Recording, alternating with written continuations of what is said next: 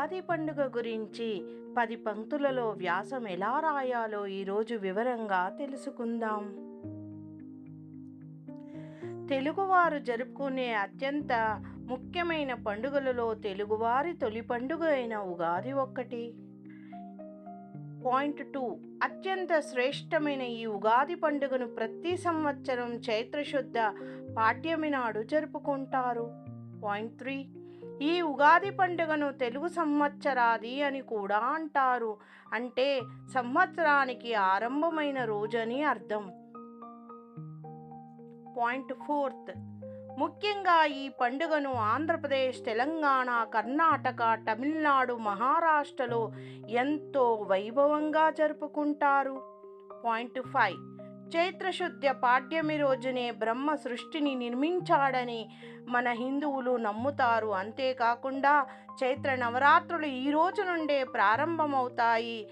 శ్రీరామనవమి మటుకి 9 రోజులు ఘనంగా నవరాత్రి వేడుకలను జరుపుకుంటారు. కావున కొత్త జీవితానికి నాందిగా ఈ పండుగని జరుపుకుంటారు.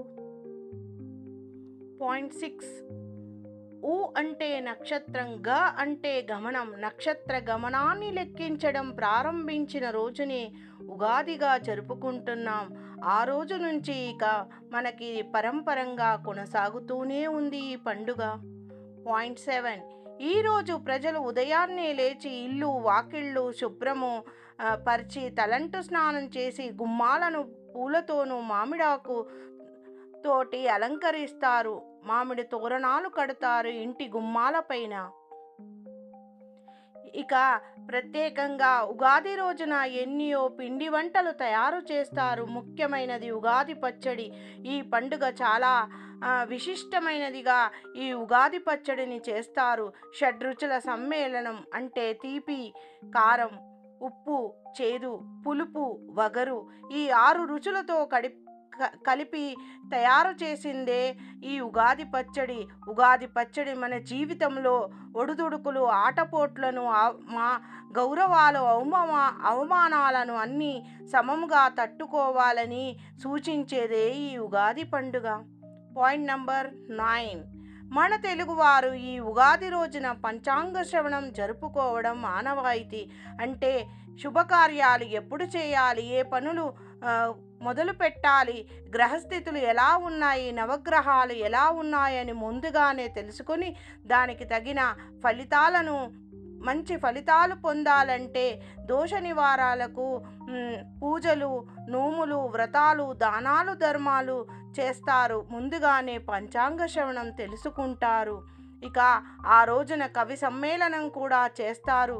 అంటే పండితులని, గురువులని పూజిస్తారు, గౌరవిస్తారు. పాయింట్ నంబర్ 10, అంతేకాకుండా ఈ రోజున మిత్రదర్శనము, ఆర్యపూజ, గోపూజ, ఏరువాక అనే ఆచారాలను పాటిస్తారు. అంటే బంధుమిత్రులను దర్శిస్తారు, వారి యొక్క ఆశీర్వచనాలు పొందుతారు. సంవత్సరం అంతయు మంచి జరగాలని, ఎలాంటి ఒడిదుడుకులు లేకుండా, ఎలాంటి కష్టనష్టాలు లేకుండా జీవితము సాఫీగా సాగిపోవాలని పెద్దల ఆశీర్వచనాలు తప్పకుండా పొందుతారు. ఇంతటి విశిష్టత కలిగిన ఉన్న ఉగాది పండుగ రోజున మీరు ఏ పని మొదలుపెట్టినా అది విజయవంతం కావాలని మనస్ఫూర్తిగా నేను కూడా కోరుకుంటున్నాను. ప్రపంచంలోని ప్రతి తెలుగు వారికి, వారి కుటుంబ సభ్యులందరికీ ఉగాది శుభాకాంక్షలు.